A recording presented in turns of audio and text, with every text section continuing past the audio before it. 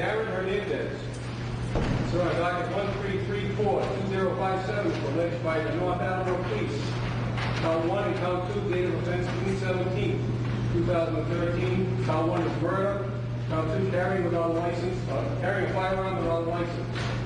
Count 3, possession of a large capacity firearm. Count 4, possession of a large capacity firearm. Count 5, possession of a firearm without an FID card. And count 6, possession of a firearm without an FID card. Date of offense on the last 4 complaints, June 22nd, 2013. Document will be entered on behalf of these matters. Okay, we do have appearances filed by counsel, and I believe we'll send the document. For the counsel, good afternoon. Can you introduce yourself to the record, please? Good afternoon, Your Honor. Michael Fee for Mr. Hernandez. Good afternoon, counsel. James Sultan for Mr. Hernandez, Your Honor. And Charles Rankin for Mr. Hernandez. Okay, good afternoon, folks. And so Mr. Hernandez says to Hernandez on charges.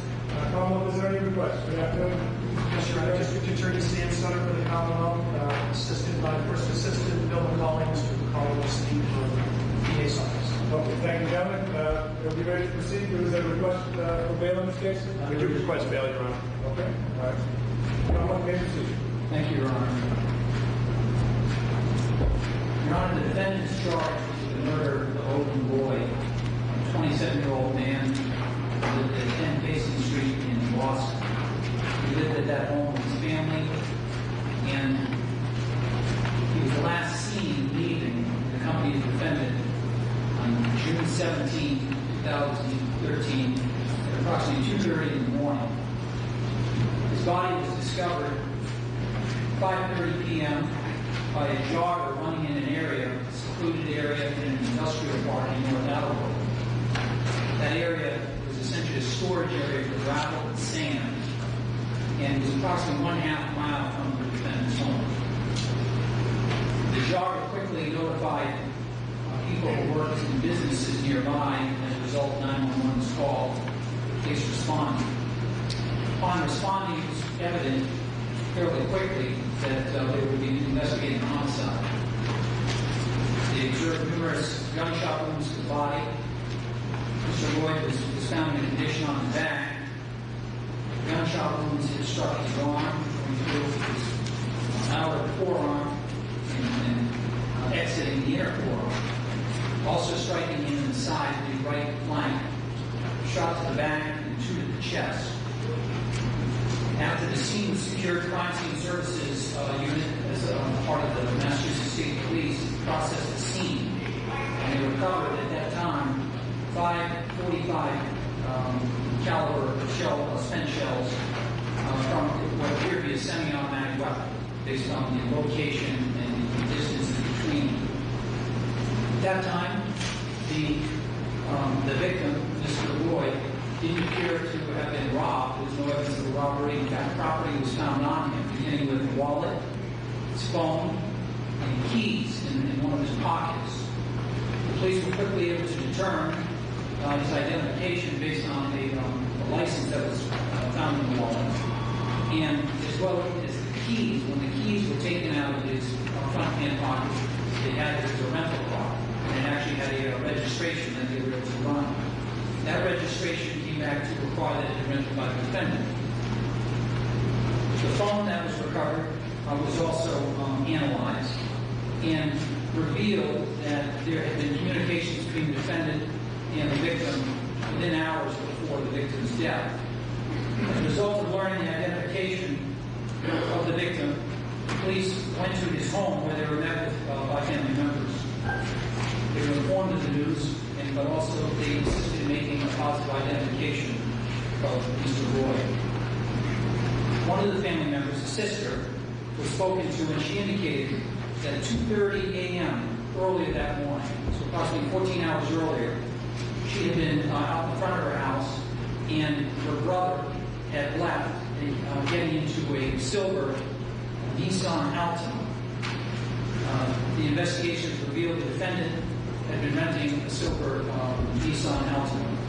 At the time she last saw him getting into the vehicle with 3 people in the car, and she had been aware of a relationship that her brother had with the defendant that had begun about a year prior, as the victim in the case was dating sister is the girlfriend or the fiancée of the defendant. So they would see each other occasionally at outings, family outings at the home of the defendant in North Attleboro. But recently, they started to get together outside of the sisters. As a result of learning information about that, they went to the defendant's home. When they went to his home in North Attleboro, they knocked on his door. There was no answer to the door. They banged a little bit more, and they could see that people were home. There would be lights on, TV on, before they came to the door. After some period of time, they went next door to the neighbor, spoke to the neighbor, who indicated he hadn't seen the defendant. Shortly thereafter, they had gone and sat in their cruisers. The defendant came out of his house and indicated to them that he had seen the police out in front because he had been watching them on his surveillance, that he had surveillance. Subsequent search warrant was issued at this court, permitting the state police and North Attleboro police to seize surveillance footage. The defendant had recently installed extensive surveillance footage throughout his home, inside and outside. In fact, there were approximately 14 cameras. After executing the search warrant and reviewing the footage, they noted that shortly after the victim's death, footage was missing in the hours, approximately 6 or 8 hours after the murder. They then examined the phone, the victim's phone. In the phone, they found text messages that had begun on Sunday night, this belonging to Mr. Boyd. And at approximately 9:02, the defendant had sent a text message to a friend of his who was out of state. He indicated at 9:02, please make it back. 3 minutes later, the defendant had texted a friend of his who lived out of state and said, please make it back. 3 minutes later, he texted the victim, indicating he wanted to come by and get together with him. 9:35, he texted again his friend from Connecticut, indicating, get your ass up here. About an hour later, 10:23, another text, hurry your ass up. These two individuals arrived sometime later in that evening. And again, at this time, the surveillance footage that captured the outside of his home and shows the arrival of them in a vehicle. At that time, the defendant meets with them, and there's some arrangement or adjustments being made to the car. But at some time after that, they go inside, and at that time, the defendant is observed with a firearm. And that he indicates to a person inside, makes a statement he's upset that he can't trust anyone anymore. At that time, the three of them departed the defendant's home at 1:12 in the morning in the silver Nissan Altima. This is captured on surveillance, but was also corroborated by other phone records and cell tower information. They began the course from the defendant's home at that time, out to Route 95, and actually going south towards Rhode Island. Shortly thereafter, they turned around and headed north. The cell towers tracked their movements all the way to a stop at a gas station, which is right off Route 128. 2:10 in the morning, they stopped. The defendant bought gas, bought two other items, Bubblicious blue cotton candy gum and Black and Miles, which are rolling papers for marijuana. They then continued their journey to the home of the victim. 2:32 in the morning, they arrived outside the victim's home and they sent a text message, "We're here." The victim was then observed by his sister leaving the home, entering into the car that the defendant was driving. From there, they proceeded down the street on Facing Street. And there's a neighborhood surveillance camera that also captures the defendant arriving in the car. He appears to be consistent with the silver Nissan Altima, and also depicts the defendant wearing clothing that he had been earlier seen back at his home. At that time, there's additional surveillance camera that tracks his movements through the city of Boston. He goes to Blue Hill Avenues, to Dennis Street, to Dudley Street, to Hamden Street, before he arrives at a location on Molina Cass Boulevard, at which time it's presumed that he got up on the highway. That's presumed based on time, distance, and travel that it would take for him to leave that location and then later arrive back in the Attleboro, which is captured on video. During the ride, as they began the journey back to North Attleboro, there's a conversation that he has with the victim. He's upset and he indicates the two of them had gone to a club on Friday night, and they're spending the whole night together. And there was certain things that had happened during the night that he was upset about, and now didn't trust the victim.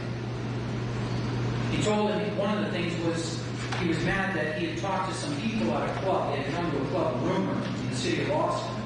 And at that club, the victim had spoken to a couple of people, and the defendant told him he was upset about that because he had essentially troubles with those people. As the car continued now on Route 95, straight that 128 to 95, the defendant at 3:07 sent a text to his mother, further corroborating the temperature in the car. He sends a text that said, "Did you see who I am with?" He got no response, and again he texted at 3:11, "Hello?" This time they're now on Route 95, consistent with the time and the distance of travel. The sister whose phone had died had now plugged it in, and at 3:19 responds, "My phone was dead." Who? 3:22, the victim responded, "NFL." 3:23, he then sent the last text he would ever send, "Just so you know." Now, as I indicated, Your Honor, they had gone down Route 95, and at exit 5, they got off on Route 152. As they travel to get to the defendant's house on 152, they go by a Gulf station. That has surveillance footage which notes the time of the arrival of the Nissan Altima at 3:20 in the morning. 3:22, this is now they enter into the industrial part. 3:22, they go by a Seacom Supply. That is the time of the first text when he's indicating NFL. When the sister asked who, because he sent that out about who he was with. 3:23, they pass a business, an industrial business called Metalor Inc. Now at that time, there's a fork in the road. To get to the defendant's house, you would take that right and continue along John Deach Boulevard to get to his home. Surveillance footage picks up his vehicle going straight down the road that leads us to this gravel road that takes us down behind industrial buildings. It's a secluded area, no homes there, there's no artificial lighting. Goes onto a gravel road. In fact, you can see the car when it hits the gravel, puts on its brakes. The car goes down there, 3:23. 4 minutes later, the car is visible again. During the interim, between 3:23 and 3:27, people who are working the overnight shift hear gunshots. They indicate there's a multitude of gunshots. One woman indicates there's approximately 5. 3:27, after he comes out by Metalor, he proceeds by another business, 3:28, where his car is picked up in Nissan Altima, Bell's Power. 3:28, North Attleboro Electric Department. And at 3:29, his own video picks him up coming up his driveway into his home. The distance from the location of where Mr. Lloyd's body was found to his home is 2-minute drive.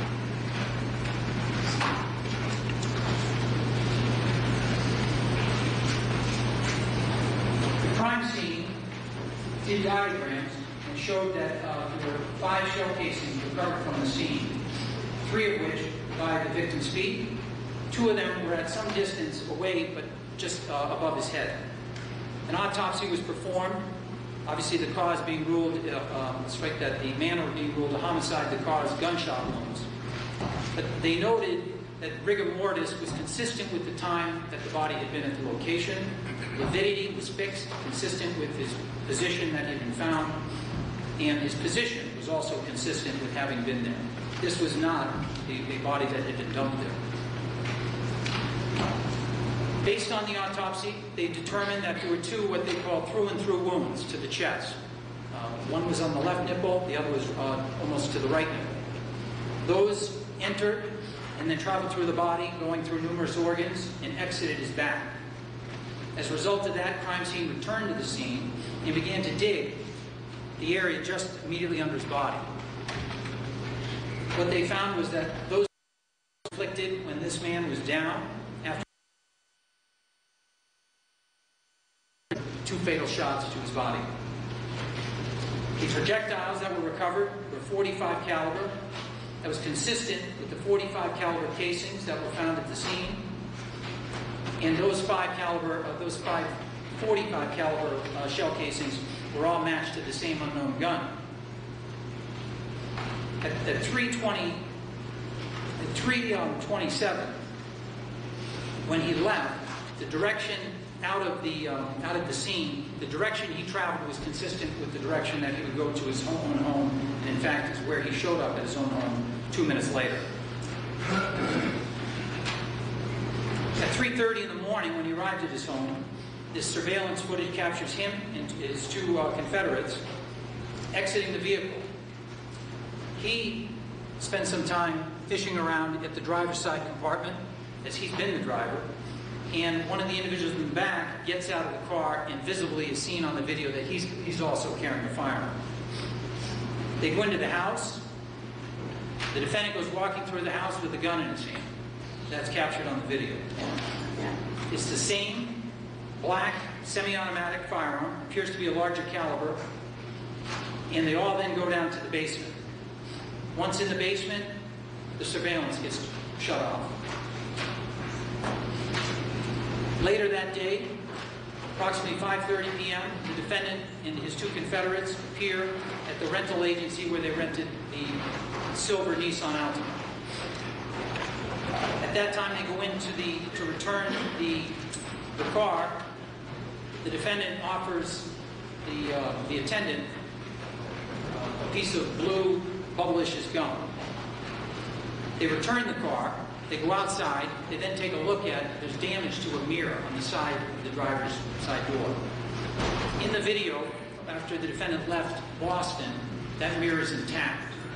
Sometime between that location and when it arrives in his driveway, that mirror has now been broken off. When he's asked about the mirror, he denies any knowledge of what happened to it. Of course, the evidence being he drove that car from Boston all the way back to his house. They trade in the rental for a new rental. That time they get a Chrysler 300. After taking that car, they go back to his house, and shortly after arriving back at the house, his 2 Confederates get in the car and they leave. The attendant back at the rental car station begins a cleanup of the car and finds a shell casing under the driver's seat. And next to the shell casing is a piece of Bubblicious blue gum. At the time, the attendant didn't have any knowledge of the case. She picked it up and it was deposited in a dumpster behind the store. Later on, when she indicated to the police what she had done, the police seized the dumpster and a search of that dumpster was made. And at the bottom of it was found a .45 caliber casing, as well as a piece of what appeared to be chewed Bubblicious gum. That .45 caliber casing was sent to the ballistics unit. It was compared against the other .45 caliber casings and was matched to those by tool marks and strike marks on the firing pin. At the scene, there was extensive work done at the scene. 2 tire impressions were made at that scene. Parallel lines where the tires had essentially made markings in the gravel. Those 2 parallel lines were immediately adjacent to the victim's body. The evidence showed that the victim was killed right outside, right after he got out of the car. The tire tracks show that there were slight depressions toward the front of them, and further analysis showed that those depressions were made when a tire spins, kicking loose gravel to the back. The directionality being as the car then sped up to drive away. Turns out the Nissan Altima, those were consistent now with what would be considered a front-wheel drive vehicle based on the location of the tread marks. And the Nissan Altima being driven by the defendant was in fact a front-wheel drive vehicle. The police further inspected, as a result of the crime scene analysis, they further inspected the Nissan Altima back at the rental agency. Tire impressions were observed, appear to be consistent with the treads that were found at the scene. The distance between the tire impressions at the scene were also consistent with the Nissan Altima. And dirt located in the tire treads seemed similar in appearance to the dirt found at the scene. As well, there was also evidence of dirt up inside the wheel well that would be consistent with the tires having spun with dirt in them.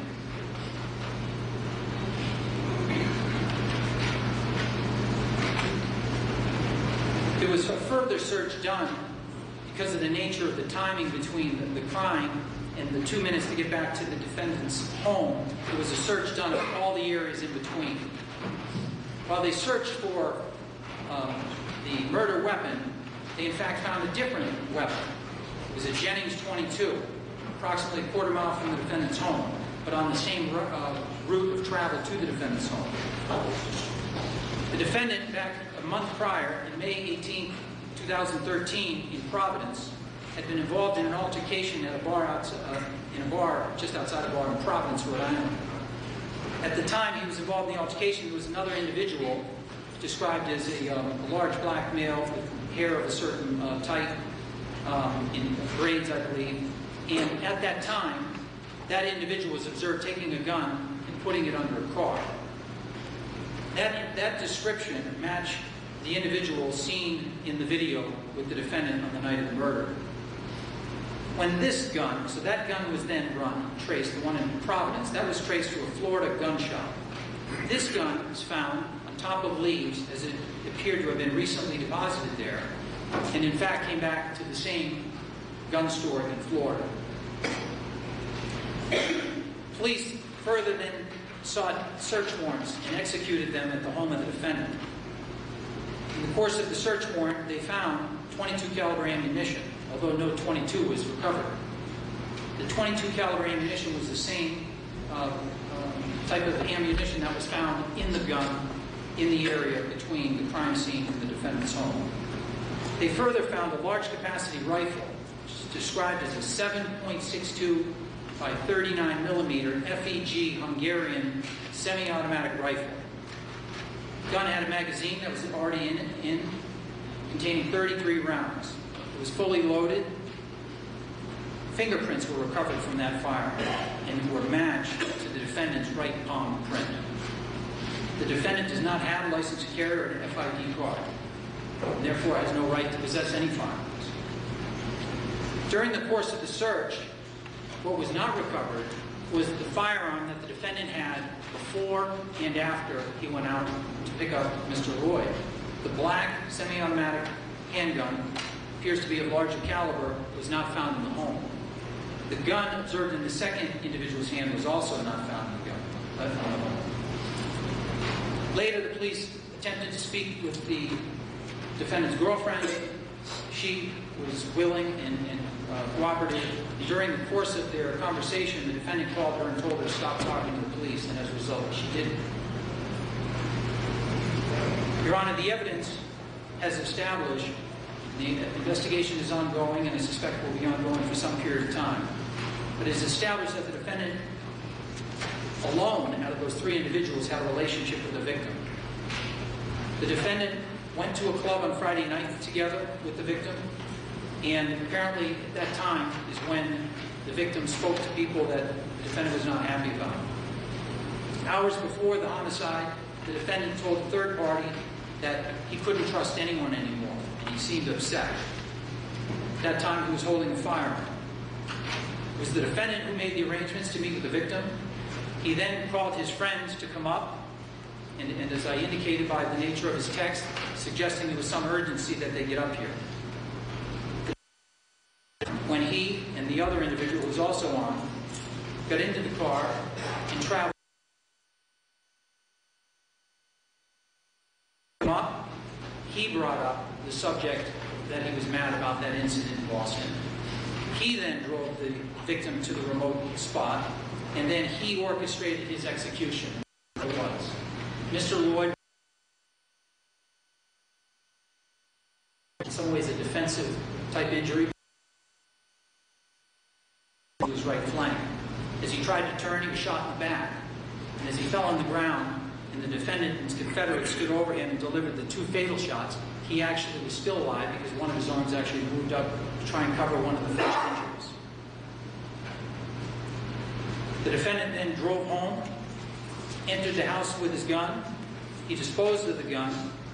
The next day he changed cars and disconnected his surveillance. He allowed others and assisted others by getting the other vehicle to flee. The evidence will show the defendants had the motive, the means, the opportunity to perpetrate the crime.